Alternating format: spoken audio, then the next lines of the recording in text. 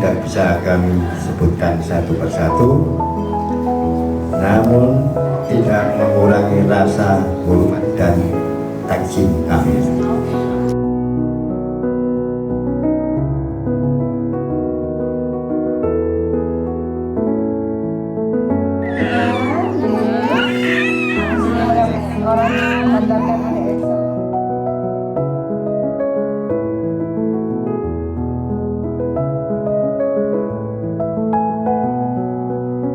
Mudah-mudahan putranya juga nanti kalau dewasa sayang juga kepada orang tuanya.